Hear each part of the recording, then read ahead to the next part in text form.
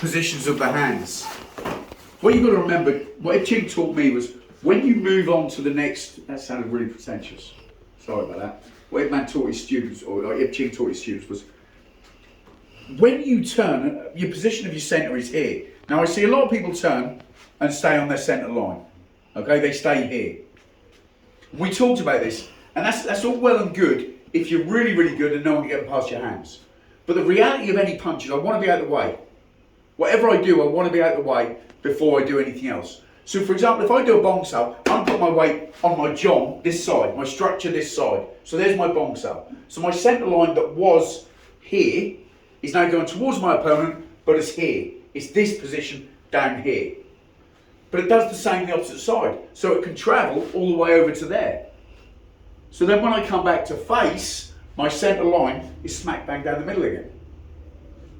It's easy to say, yeah, but if you've got most of your weight on one leg, you can easily be pushed. Yeah, you can, but think of the theory of Wing Chun that we've talked about earlier. If I'm in bong sal, here from his punch, and he feels that my structure is wrong and he pushes, the theory says step and take. Then you can come back in and use everything you need to. If I'm here, and he pushes, the amount of things that you can do from this position is huge if you're going to turn again.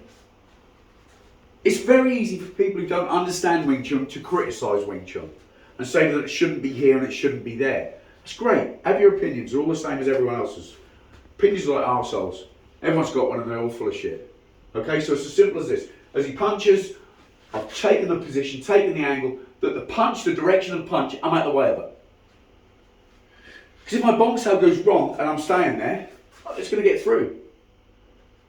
If he's quicker than I anticipated or he's got more strength, it's going to get through. So if something goes wrong with my arms and he throws that punch and I'm out of the way of it, then I'm out of the way. Does that make some sense? Yes. Any questions on that? Well, I suppose where you said if you go on one leg you can easily be pushed, but you can get pushed in any position, can't you? Of course you can. It's just some are a little bit more easy to be pushed, so nothing stops anything, does it? If Steve comes here and he stands facing me and he's strong, yeah, and he's strong in his position, even if he goes one leg here, that's a strong, what people call a strong boxing position here. Strong, yeah, whatever he's doing, strong boxing position. But if I go at the side of him and he doesn't see me go, look how strong it is. So now tell me that every single stance is better than Wing Chun's neutral stance. Because I'm ready to listen. Because it all depends on how someone's coming at you. And let's be honest, we don't fight like this. Go on, push me and I'll try and hold it. The arms are there to get past first of all. So if you don't understand it, there's no point commenting on it. Make sense? So your stance and everything is correct position, strength and overcome it. Is basically. Of course it will. Strength. If someone's a lot stronger than you, they'll move you everywhere. But then you've got to come back to the concepts and the theories. You push me, I'm going to go a step away from it. You pull me, I'm coming into everything that I've got. So if someone's stronger than me, then it's my position to take away their most strongest points, which is their legs. Yeah? Yeah.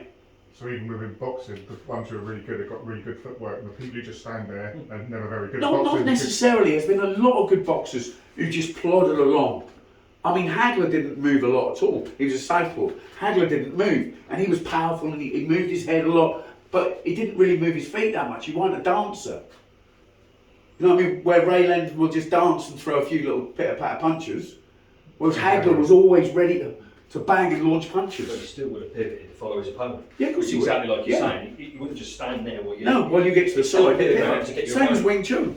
Yeah. If you get past my arms, my legs are going to go back so I can open the door to get you past. So what percentage do you think is important with footwork compared to the others? It depends on what's coming. It depends on, if I'm in neutral stance, I'm 50-50. If I'm in turning stance, I'm in 70-30, 80-20. No, what I whatever. mean is how important is the footwork in the overall compared to hands and everything else? They all intermingle together. They're all as important as each other. Because if you cut my legs away, I'm no good as a fighter. If you take my arms away, I'm going to get bad. Yeah? Make sense? Yeah. Yeah. Try fighting Lieutenant Dan. There you go. Carry on.